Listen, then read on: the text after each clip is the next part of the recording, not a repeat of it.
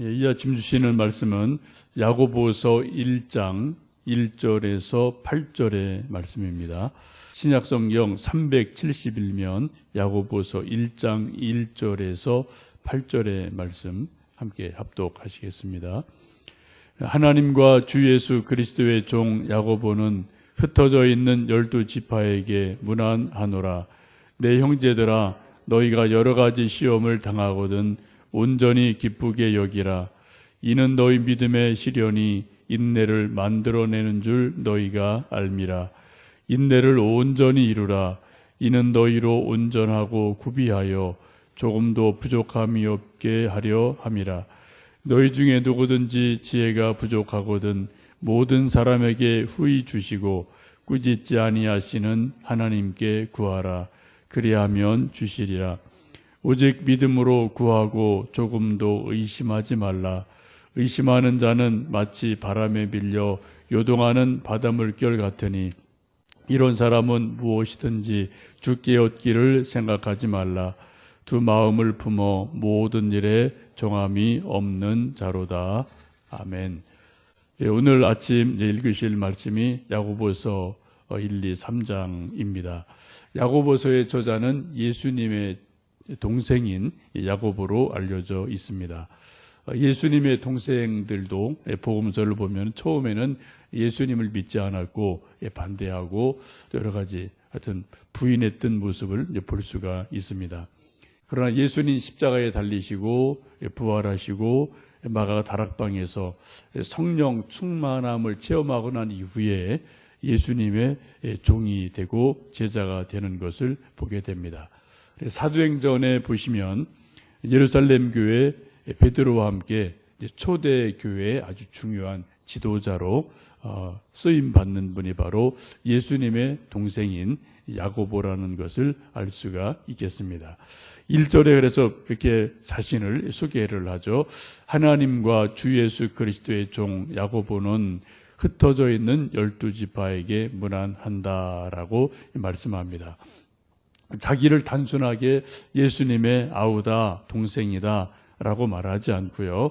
하나님과 주 예수 그리스도의 종이다 라고 자기를 소개하는 것을 봅니다.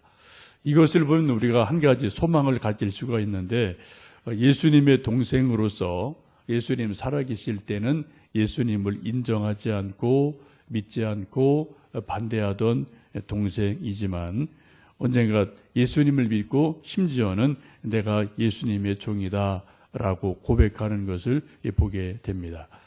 우리 주변에도 당연히 믿어야 될 어떤 누군가가 잘 믿지 않고 믿음이 없어서 좀 안타깝게 하는 일들이 종종 있습니다. 특히 이제 우리 좀 교회 직분 맡은 분들, 목사, 장로, 권사 이런 좀 중직자들의 자녀들이 간혹 좀 교회를 뜸하게 다니는 일들이 있어서 좀 뭐 본인도 답답하고 부모도 답답하고 뭐 그런 일이 종종 있는데 우리가 분명히 기억하실 것은 실망하거나 낙심하지 말고 계속 기도하고 기다리면 언젠가 분명히 하나님이 역사하실 줄로 믿습니다. 실은 뭐 저도 중고등학교 때 교회 거의 안 나갔어요. 나간 것보다 나가지 않은 일이 훨씬 많고 뭐 아버지 이제 장로님이셨고 하여튼 뭐 혼이 났던 거가 지금도 이렇게 기억나는 게 일들이 아주 많이 있습니다. 하여튼 뭐 여러 가지 많은 혼을 난 적이 있는데 우리도 이제 가끔 뭐 그런 일이 있을 수 있거든요. 주변에 보면은 아이고 목사 아들이 왜 그래, 장로 아들이 왜 저래. 근데 그런 생각 우리가 할 때가 있는데 여러분 혹시라도 그런 일이 있을 때 여러분 절대 상대방에 대해서 그 당사자에 대해서 뭐라고 얘기하시면 오히려 그게 더 위험하고요 금불인 것 같아요. 그냥 잠잠히 기도하고 그냥 혹시 만나면 그냥 격려해주고 뭐 이런 것만 해주시면 되지. 너무 좀 다그치면은 오히려 좀 힘들어지는 부분이 있지 않나 그런 생각을 해보게 됩니다. 저도 이제 그런 여러 가지 고민이 있다가 이제 대학 들어가서 신앙에 대한 제 개인적인 고민이 뭐 심각하게 생겼고 이런저런 몸부림을 치고 기도하다 예수님을 만났고 결국은 뭐 신학하게 되고 이제 목사까지 된 이제 저의 옛날 일을 돌아보아도 이런저런 과정이 나름대로 누구에게나 있다. 이런 것을 생각해 보게 됩니다. 혹시 우리 주변에 있는 사람들, 우리 또 자녀들이 믿지 않거나 지금 뭐 방학 중이더라도 여러분 절대로 실망하거나 낙심하지 마시고요. 계속 뭐 우리가 중보 기도는 계속 해야죠. 그리고 또 기회 있는 대로 뭐 이렇게 좀 적당한 권면 혹은 좋은 본을 보이려고 우리가 노력하면은 하나님의 때가 되면 반드시 하나님이 역사하실 줄로 믿습니다.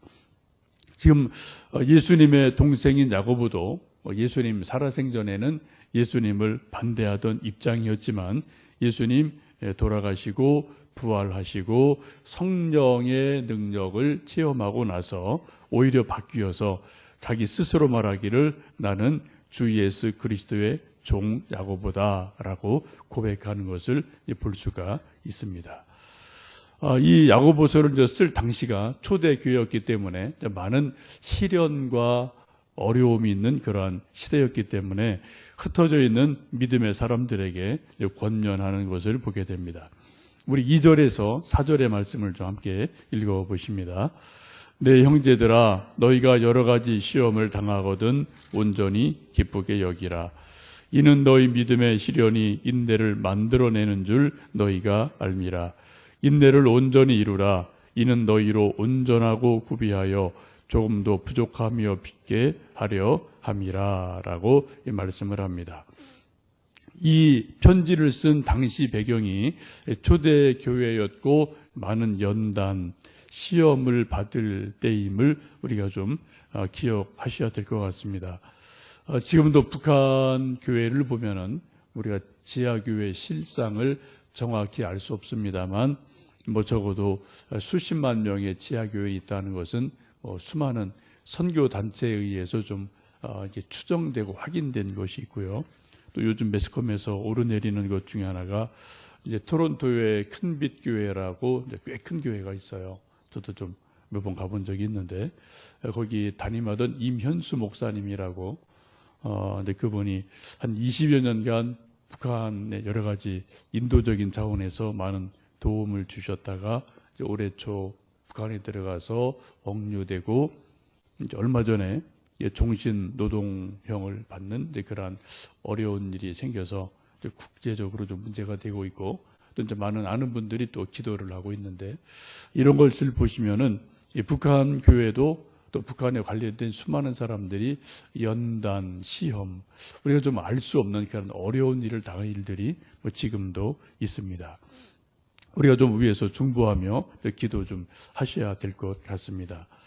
예수님 믿는 사람들도 믿음 생활을 하다가 시험을 당하고 낙심 당할 때가 있지만 오늘 말씀 보시면 우리가 시험을 당할 때 온전히 기쁘게 여겨라 라고 말씀을 합니다.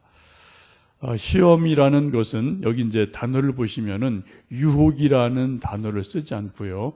시험이라는 단어를 썼는데 이 시험이라는 단어의 헬라어 단어는 페이라스 모스라는 단어인데 목적 있는 시련이다. 이제 그런 뜻을 가지고 있는 단어입니다.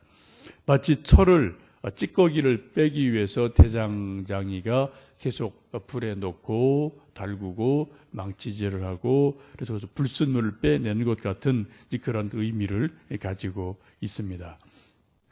우리나라에 전만배라는 칼 명장이 있는데요. 이분이 쇠를 두드린 지 대장간이 된 지 한 44년이 되는 분인데 뭐 10대 중후반부터 한평생 하여튼 망치질만 하고 대장간 일을 한 그래서 한 40몇 년 했기 때문에 정부에서 이제 칼 만드는 명인으로 인정을 받은 이제 그러한 분입니다. 근데 이분에 대한 이제 글을 보면은 좋은 칼을 하나 만드는데 망치질을 24,000번을 두드려야지 좋은 칼 하나를 만들 수 있다. 그런 말을 합니다. 이제 빨간 불에 이제 쇠를 넣고 달구고 또 뭐 물에 넣어서 식히고 또 망치질을 하고 이런 일을 계속 이제 반복을 하면서 하겠습니다.